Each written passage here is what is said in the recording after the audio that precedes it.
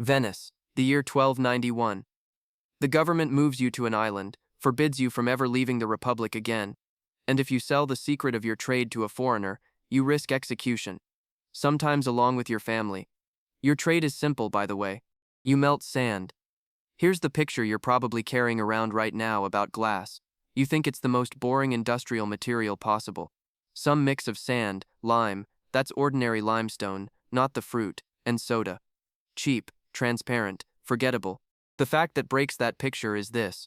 Glass is one of the only industrial materials on Earth where, once you light the furnace, you are not allowed to shut it off again.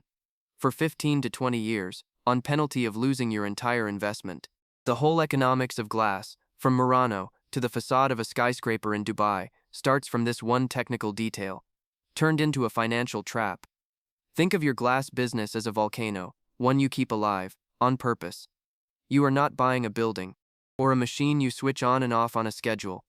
You are buying a permanent mouth of fire, running at around 1,500 to 1,600 degrees Celsius, that has to be fed, every second. From the day it's lit, until the day you deliberately let it die at the end of its working life. Everything you do around this fire, the price of gas, your labor contracts, the margin you charge your customers, is really one long negotiation, with a monster that never sleeps. Keep that image in mind. It explains almost every financial decision in your business. So, you go into the flat glass business, the glass that becomes windows, facades, joinery, and the first question, the only question that matters at the start, is what it costs you to get in. At the small end of the scale, a specialized niche line costs you around $10 million, roughly the price of 20 ordinary family homes, just for the machinery. A recent factory project report, built for a mid-sized unit producing 200 to 300 tons a day, shows a clear pattern. The furnace alone, the central component, takes $30 to $40 million if you're building a large 600-ton-a-day line. An independent financial model, built for a mid-size plant, puts visible capital, that's the money you need up front, before you sell anything, at $55 million. 5.5 times that small niche line. $25 million for the building and site work. $18 million for the primary furnace alone. $12 million for the first automated production line. At the large end of the scale, a modern float glass plant, that's glass floated flat across a bed of molten metal while it cools, capable of 500 to 1,000 tons a day, costs you between $50 and $200 million. The kind of budget a small regional hospital gets built for.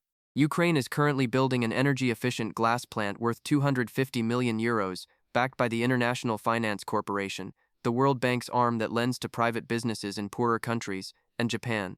Egypt just received a new 160 million euro plant from Saint-Gobain. India is signing memorandums for plants worth over $240 million. Whichever country, whichever decade you look at, the pattern is identical.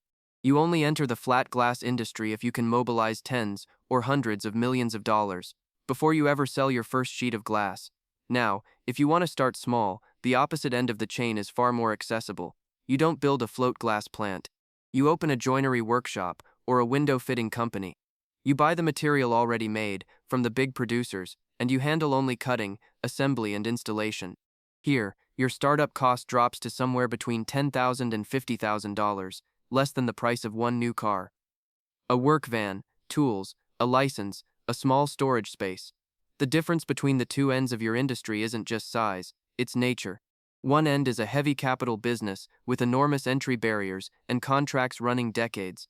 The other end is a labor and cash flow business, easy to open, and as you'll see further on, just as easy to bury. Now comes the hidden multiplier, the one thing that separates the glass industry from almost every other manufacturing business. In an ordinary factory, energy is one cost among many. In your glass factory, energy, mostly natural gas, which supplies roughly 3/4 of the energy used to melt flat glass, normally runs between 20 and 35% of your total production cost. Rewrite that as a ratio. Nearly a third of everything you spend to make glass goes straight into fire, literally. And this cost is not optional. It cannot be reduced by cutting production, because shutting the furnace down is not a pause, it's an execution. The internal temperature has to be held constant, or the refractory bricks lining the furnace, the special heat-resistant bricks the furnace is built from, contract suddenly, crack.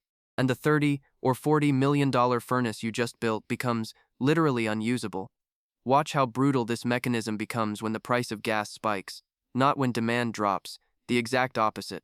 The more the price of gas rises, the more you're forced to keep producing, because the only alternative to burning gas is physically destroying the equipment.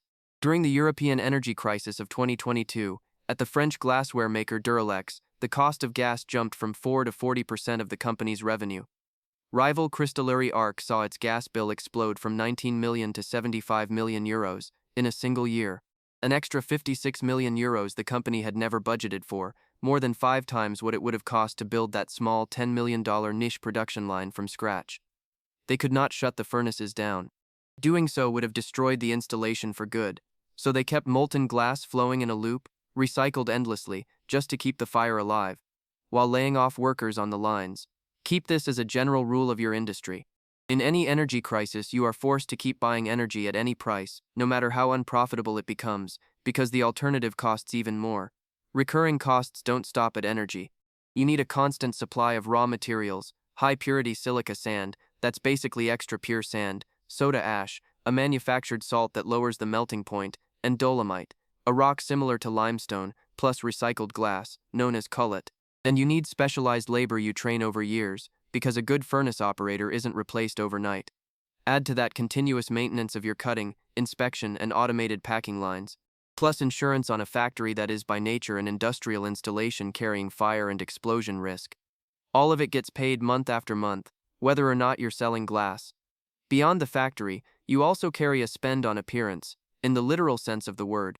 If you work in the architectural segment, low-E glass, coated with a microscopic metallic layer, applied under vacuum, that reflects heat back, costs you $15 to $35 more per square foot than plain glass. That's roughly $160 to $380 per square meter, for anyone thinking in metric. Sometimes nearly triple the price of a simple pane. This cost isn't about making a product that performs 1 or 2% better. It's about selling a story that regulation has turned into a legal obligation, and customers demand it, even when they don't understand the physics behind it. At large scale, a glass curtain wall, a wall made almost entirely of glass panels, hung on the outside of a building's frame, carrying none of the building's actual weight, for an office tower costs you between $25 and $150 per square foot, depending on the system. Roughly $270 to $1,600 per square meter, in metric terms. For a 10-story tower, that's a separate line item worth $1.5 to $8 million. Just for the facade. One landmark tower in Chicago reported curtain wall costs of close to $90 per square foot, close to $970 per square meter, exactly because the developer was buying, alongside the glass, the visual status of a signature building. This is your mandatory spend on appearance. In corporate architecture, an all-glass facade has become as much a status signal as the thermal function of the glass itself. The catastrophic risk, the one you don't control, comes from 2 directions at once, and either can hit you without warning. The first is energy, as you just saw with Duralex. The second is commercial, and it's just as brutal. China produces float glass at such scale that, in 2024, the United States opened anti-dumping investigations against Chinese and Malaysian imports. Dumping just means selling a product abroad for less than it actually costs to make, purely to undercut local competitors. With calculated dumping margins landing between 181 and 311% for China, and between 66 and 1,180% for Malaysia. Think about what that number means. A producer can sell glass on the American market at a price up to 11 times below its real value, purely to win market share, and you, as a local producer, compete directly against that price. In Bangladesh, local manufacturers report price cuts of up to 40%, driven by Chinese oversupply. And standard float glass has become, in the words of one industry insider, a high-volume, near-zero-margin business. Your catastrophic risk isn't a fire or an earthquake. It's a foreign state deciding to subsidize its glass industry more aggressively than you can match with your own money. Here's where the real money actually shows up, because, get this, not all glass sells the same. The global float glass market is currently worth over $50 billion, and is projected to top $80 billion by the middle of the next decade. But this is the least profitable part of the industry. A commodity, meaning one seller's glass is basically interchangeable with another's, so price is the only thing that competes. Dominated by a handful of giants, Saint-Gobain, AGC, Japan's NSG Pilkington Group, Guardian, plus Chinese giants Xinyi, Fuyao, and CSG, with the top 5 players controlling somewhere between 35 and 60% of global capacity. That's their combined market share, their slice of total industry sales, depending on the source. Sitting above this commodity layer is specialty glass, where margins change completely. The cover glass segment, one self-contained slice of the business, profited on separately from the rest of American company Corning, the one behind the Gorilla Glass brand, generated, for the most recent fiscal year, that's the company's own 12-month accounting calendar, which doesn't always match the regular year, sales of $2,200,000,000, up 10%. Net income is the actual profit left after every cost is paid, and it grew 41% to $367 million. On its own, more than the entire $55 million plant you'd need to enter the commodity side of the business in the first place. In other words, profit is growing 4 times faster than sales, because it's a patent-protected product, individually qualified with every phone maker, meaning tested and formally approved by that manufacturer, sometimes over months or years, where nobody can undercut you with a dumped price. Other segments follow the same pattern. Whoever holds a patent or a protected niche captures large margins. Whoever sells commodity fights just to survive. Pharmaceutical glass, used for vaccine vials, suddenly became strategic in 2020, when the American official responsible for vaccine supply publicly warned that manufacturers of borosilicate glass, that's a tough, crack-resistant glass, tubing had already sold out, and producing enough vials could take up to 2 years. The American government granted Corning $204 million through the agency BARDA, a U.S. government body that funds emergency medical supplies, to expand production of its specialty Valor glass, developed over nearly 10 years, boron-free, capable of filling 750 vials a minute, versus half that speed on conventional glass. Corning's life sciences segment later reached close to $1 billion a year. Solar panel glass is growing even faster. Global demand was estimated at $10,300,000,000 in 2024, and is projected to reach $72,400,000,000 by 2032. Nearly 5.5 times more. Tied directly to every new gigawatt, a huge unit of electrical power, of solar capacity installed worldwide, each of which needs roughly 70,000 tons of specialty glass, and fiber optics, the cable carrying nearly all global internet traffic, is, at its core, ultra-pure quartz glass, with more than 4 billion kilometers of optical fiber installed worldwide so far, almost all of it from a single material, silica, essentially purified sand. Each of these segments teaches the same business lesson. You aren't selling glass, you're selling control over a niche that others can't copy quickly. Float glass is a commodity because anyone with enough capital can build an identical furnace. Gorilla Glass, Valor Glass, specialty fiber optics. They're profitable because they require years of technical qualification with each individual customer, which effectively locks out cheap competition. Now watch what failure looks like, with the full mechanism, not just the final number. Duralex, the French glassware brand, founded in 1945, had run continuously for almost 8 decades. When gas jumped from 4 to 40% of production cost in the fall of 2022, the company couldn't simply cut production. The furnace had to be fed regardless. So it shut down its manufacturing lines and let molten glass circulate in a loop, just to avoid losing the physical installation, while sending workers home. For at least 4 months. The real cause wasn't bad management. It was a business model built on the assumption that energy stays cheap forever. An assumption that collapsed within a single year. The second case, from a different corner of the industry, shows the exact same mechanism, wearing a different coat. Integro Building Systems, founded in Canada in 2015, became, in just 33 months, one of the fastest-growing companies in the North American curtain wall industry, hitting close to $70 million in annualized sales, meaning what a few strong months would add up to, if that pace held for a full year, by 2017. A speed record for the sector. 6 years later, in August 2023, Integro filed for bankruptcy, carrying roughly $56 million in liabilities, money it owed and couldn't pay, owed to more than 600 creditors, everyone from suppliers and subcontractors to its own workers and its bank. That works out to over $90,000 owed to each one, on average. The same company that had once bragged about $70 million in yearly sales was now underwater for an amount equal to roughly 80% of that same figure, just in unpaid bills. The mechanism wasn't a lack of orders, it was the exact opposite. The company was locked into fixed-price contracts, signed before prices on materials, energy, and labor exploded, at the exact moment when demand for office curtain walls collapsed, alongside the mass shift to working from home. Caught between rising costs and revenue fixed by contract, plus demand that was melting away, the company had no way left to close the gap. Notice the pattern repeating itself, a decade apart, on 2 different continents. In the glass industry, death rarely comes from a lack of orders. It comes from the combination of a base cost you don't control, energy or materials, and a contract, or a market structure, that stops you from passing that cost forward in time. The factory with a furnace you can't switch off, and the contractor with a fixed-price contract, are at bottom suffering from the same disease: financial rigidity, inside an industry where costs swing brutally and fast. The honest verdict on your glass business depends entirely on which level of the chain you choose to enter.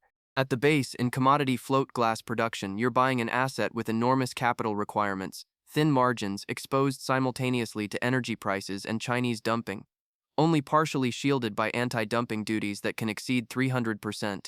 A business for people with very deep pockets and a horizon measured in decades, not for anyone chasing a fast return. At the top of the chain, in specialty glass, protected by patents and technical qualification, Gorilla Glass, Valor Pharmaceutical Glass, Precision Fiber Optics, margins run several times higher. Because the real barrier isn't capital, it's the technical knowledge accumulated over years of qualification with each customer. At the small end, in joinery and installation, you get in fast and cheap, but the margin per unit stays thin. On a $4,500 commercial window, after subtracting $1,500 in direct installation cost, you're left with a gross profit, what stays in your pocket before overhead and taxes, of only 17%. And, as the Integro case shows, even large companies at this end can be buried by a single badly timed cycle of contracts. What you're actually buying, at every level, isn't the glass itself. It's a different position in a chain where margin grows exactly at the points where imitation gets hardest. One last layer of the story, recycling, shows the same economic logic, in a different shape. Every 10% of cullet added to the batch cuts melting energy by 2 to 3%. Cullet can lower the required melting temperature from 1,600 degrees down to 1,150 degrees Celsius. Sounds like an obvious opportunity. And yet, in Europe, only around 20 to 26% of the raw material for flat glass comes from recycling, compared to recycling rates of 60 to 90% in container glass. The reason isn't technical, it's economic. Glass is heavy. Transport costs a lot relative to the value of the recovered material. And construction glazing often carries laminated or coated layers that complicate sorting. So here too, as everywhere in the glass industry, the decision comes down to the brutal math of how much the material weighs against how much it's worth, not good intentions. Above every one of these numbers sits one thing glass never lets you see through. The transparency of the material is the exact opposite of the transparency of the business that makes it. An industry that sells you the view through your window, while hiding, for 700 years, through laws, patents, dumping duties, and a furnace that never goes out. The exact way it makes its money,